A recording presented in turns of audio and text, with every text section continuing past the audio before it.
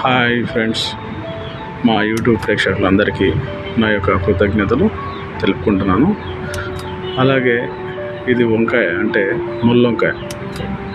ఇది అడవిలో ఉండే ముళ్ళొంకాయ.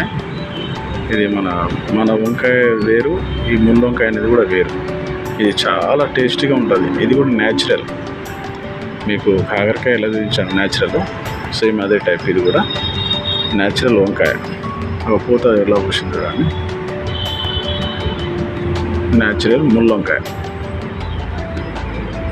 చూడండి, చూపిస్తుంది. చాలా టేస్టీ, చాలా హెల్త్ కూడా చాలా మంచిది. ఇది ముళ్ళు చూడండి, ఆకు ఎలా ఉన్నాయో, ఆకు ముళ్ళు, కాయలు కూడా చూడండి, ఆకు కూడా ముళ్ళు చాలా ఉన్నాయి. ముళ్ళొంకాయ అంటారు దీన్ని. చాలా మంచిది. ఎవరైనా తెలిసిన వాళ్ళు ఉంటే కామెంట్ బాక్స్లో కామెంట్ పెట్టండి. ఓకేనా ఫ్రెండ్స్, బాయ్.